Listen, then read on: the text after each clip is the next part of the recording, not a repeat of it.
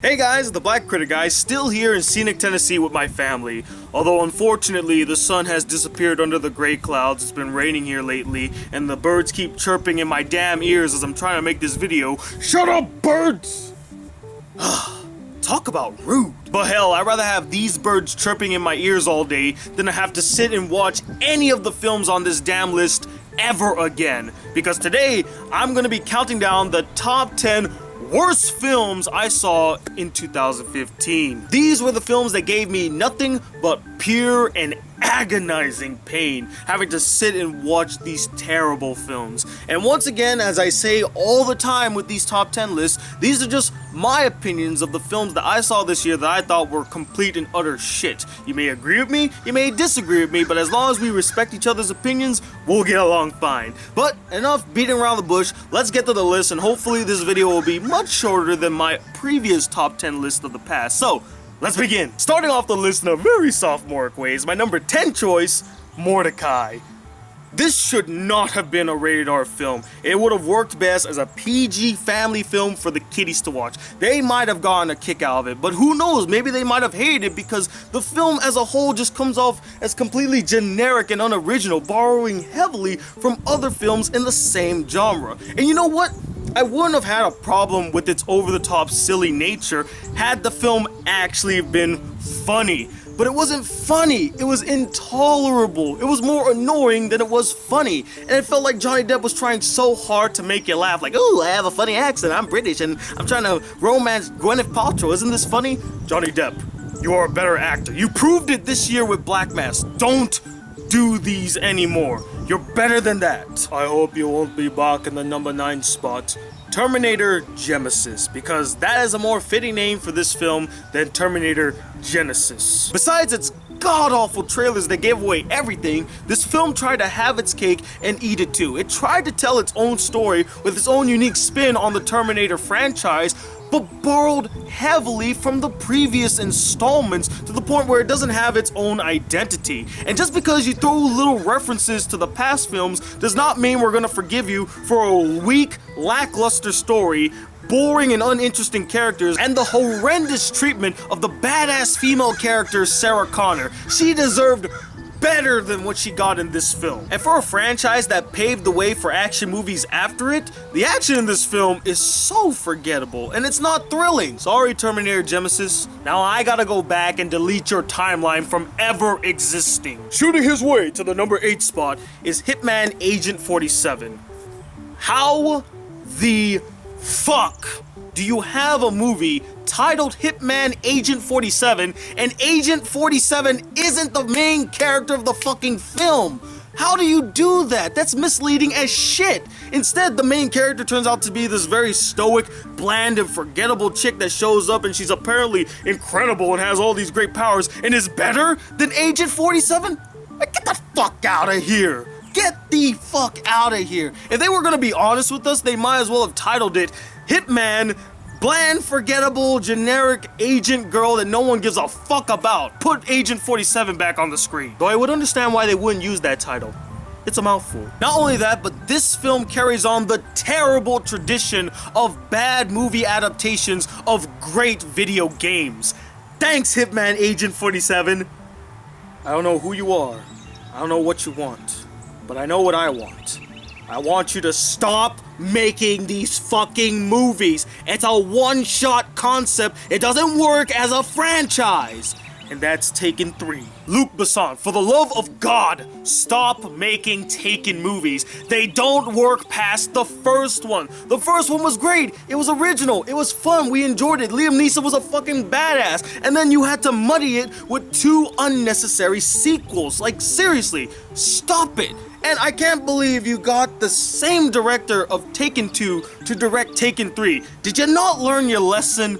The first director for the first Taken, he was great. He should have been the franchise director. But you gave it to this guy named Olivia Megaton, whatever his name is, and he's a piss poor director. The action is no longer thrilling. The story is no longer engaging. The characters are bland and generic, and the editing is atrocious. Please, Luc Besson. Please, Liam Neeson. No more Taken films. Learn when to quit. Speaking of Luc Besson and unnecessary, Number 6, transporter refueled. Was anybody asking for another transporter movie? I mean, it's a fine franchise and all, but I don't think anybody really wanted to see another transporter, Basan. And who asked you to replace Jason Statham? He was a fine transporter. In fact, he was an amazing transporter. Why replace him with this bland, dull, and such an unattractive and miscasted actor as the lead? I mean, I'm sure his acting skills aren't that bad, but they just were kind of non-existent in the film, but he just never fit the bill as the transporter. I never saw him as the transporter. Not only that, but you truly betrayed the character in this film. This character is nothing like the past transporter. He's not as badass. He doesn't have the charisma. He goes through all this shit in the film for a hot piece of ass, and a manipulative one at that? Bruh, you gotta get your priorities straight. Number 5 is unfinished business.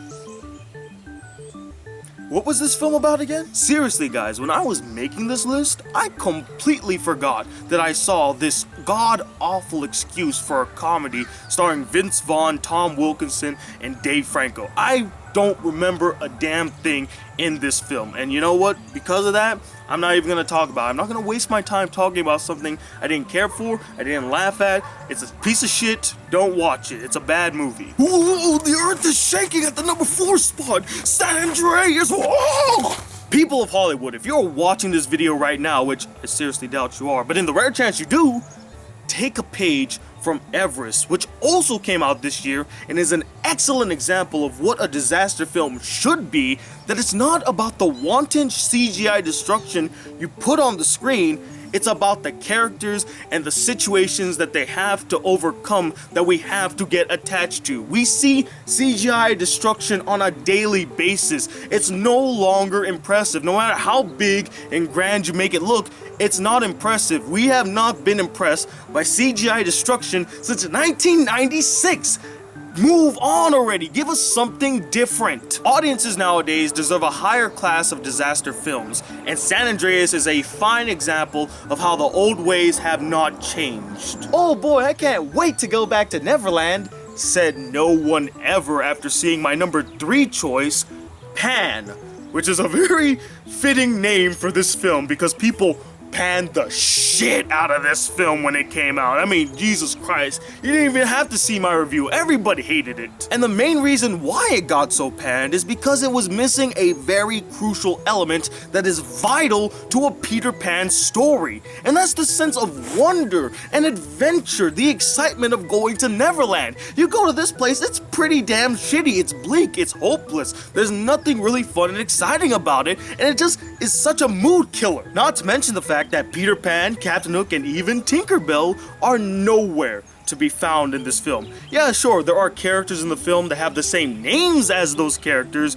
but those are not the same characters. As I said earlier, a fitting name for a shitty film. My number 2 choice puts the F in fun. Not. It puts the F in fuck this fucking movie.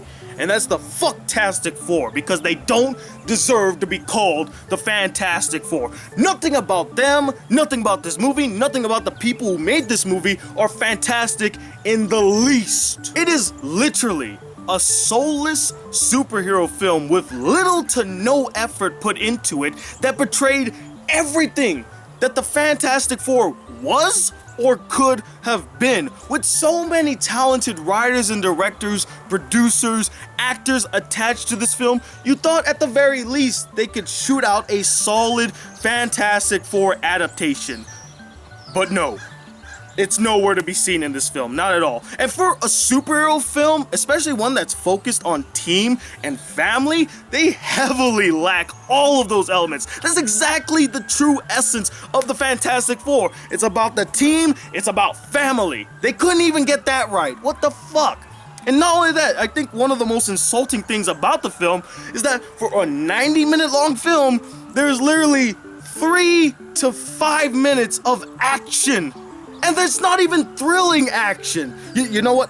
I rant about this film enough. I had a 20-minute video talking about this film in depth. You could go click the link right here to go see that full review, because I don't want to talk about this film anymore. It pissed me off because they had everything at their fingertips and they just let it slip.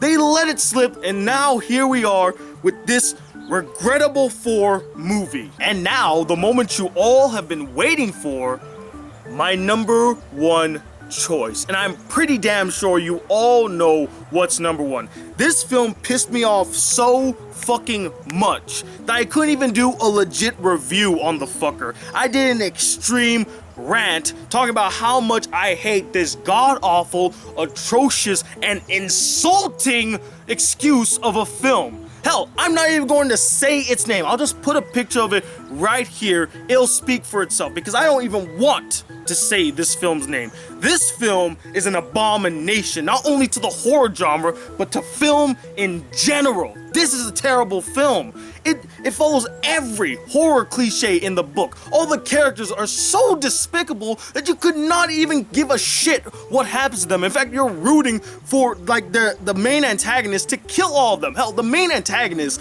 is the actual protagonist of the film. All the other characters are the antagonists because they are such shitty characters. It is the literal definition of a cheap film. No effort, no passion, not a single iota of hard work is to be found in the making of this film, and it clearly shows. They didn't take the time or even the effort to develop some interesting and likable characters for us to follow. They didn't care to tell an engaging and interesting, compelling story. They didn't care to give us some really good scare moments, some really good horror. They just like, nah, just follow the same conventions that we do in all the other films. I mean, who really cares, right? Who really cares? Fuck you! If you're gonna make people pay to see your fucking piece of shit, you better put some damn effort into it because they worked for that hard-earned money and you are just ripping them off. You are stealing their money because, hey, why should we care? You know, they bought the ticket anyway, so I guess they want to see our shitty films. No, they bought the ticket hoping that you would give them something worth seeing, and that's not what you did with this film.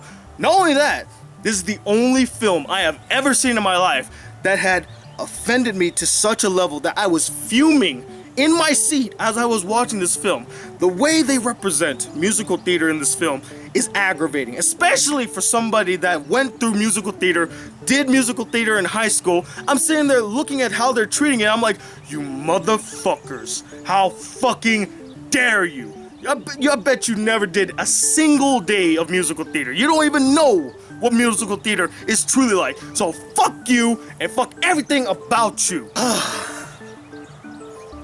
You see now why this film is number 1. I don't even need to describe it anymore. You can just watch my extreme rant on the fucker.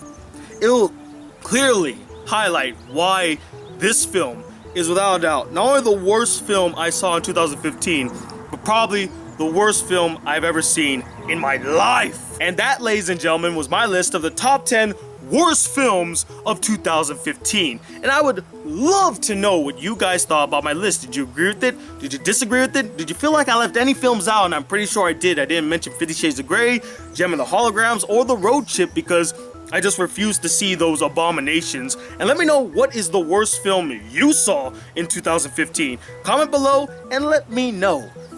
I'm just so exhausted talking about these shitty films. But things look really good in the horizon. The sun's rising. I'm heading back to Florida, so you will no longer see this scenic Tennessee view. I'm gonna miss it so much. It's so peaceful out here. Can't I just live out here? But also tomorrow you'll be getting my top 10 best films of 2015 list. So get ready for that. And then after that, get ready to be disappointed again with another top 10 worst list, but the anime edition. And then after that, New Year's Eve, the top 10 best animes I saw in 2015. So until those videos come, guys, if you'd like to see more videos on this channel and be a part of the Black Critic crew, please hit that subscribe button below. Like this video if you really enjoyed it. And I'm Tony Watt II, enjoying this lovely view here in Tennessee as the Black Critic Guy. Till then, peace, YouTube.